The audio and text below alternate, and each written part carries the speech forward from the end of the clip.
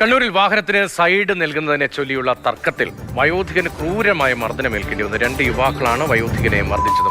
സംഭവത്തിൽ വളപട്ടണം പോലീസ് കേസെടുത്തിട്ടുണ്ട്. ഫെലിക്സ് വിവരങ്ങളുമായി. ഫെലിക്സ്, ഇയാളുടെ അവസ്ഥ എങ്ങനെയാണ്? ഈ യുവാക്കളെക്കുറിച്ചുള്ള വിവരങ്ങൾ എന്താണ്? പോലീസ് ഇവരെ കസ്റ്റഡിയിലെത്തിയിട്ടുണ്ടോ?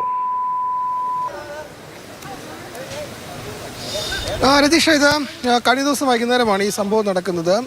അഴീക്കൽ ബോട്ട് ജെട്ടിക്ക് സമീപത്ത് വെച്ചാണ് ബാലകൃഷ്ണൻ എന്ന 77 വയസ്സുള്ള പ്രായമുള്ള ആൾക്ക് യുവാക്കളുടെ ഭാഗത്തുനിന്ന് മർദ്ദനമേൽക്കുന്നത്.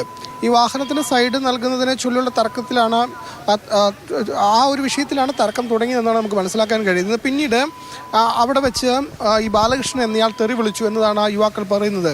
തുടർന്ന് ഈ വയോധികനെ ആക്രമിക്കുന്നു. അത് വാഹനത്തിനുള്ളിൽ ഇയാൾ ഇരിക്കുമ്പോഴാണ് ആദ്യം ആക്രമിച്ചത്. പിന്നീട് വാഹനം മുന്നോട്ട് പോയി. അതിനുശേഷം ഈ യുവാക്കൾ പിന്നാലെ എത്തി വീണ്ടും ഇയാളെ, ഈ ബാലകൃഷ്ണൻ എന്ന വ്യക്തിയെ വീണ്ടും അതിക്രൂരമായി മർദ്ദിക്കുകയാണ് ഉണ്ടായത്. യുവാക്കൾ പറയുന്നത് തങ്ങളുടെ വളരെ മോശമായ രീതിയിൽ ഇയാൾ തെറി വിളിച്ചു, അതുകൊണ്ട് ആണ് മർദ്ദിക്കുന്നതെന്നതാണ് ആ വീഡിയോ ദൃശ്യങ്ങളിൽ നിന്ന് തന്നെ മനസ്സിലാക്കാൻ കഴിയുന്നത്. ഇന്നലെ വളപട്ടണം പോലീസ് സ്റ്റേഷനിലെത്തി ഈ ബാലകൃഷ്ണൻ എന്ന വ്യക്തി പരാതി നൽകി. അതിൻ്റെ അടിസ്ഥാനത്തിൽ കണ്ടാൽ അറിയാവുന്ന 3 പേർക്കെതിരെ വളപട്ടണം പോലീസ് കേസെടുക്കുകയും ചെയ്തിട്ടുണ്ട്.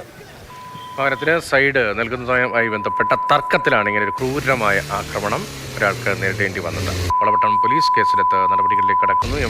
ഫെലിക്സ് ആണ് വിവരങ്ങൾ കണ്ണൂരിൽ നിന്ന് നൽകിയത്.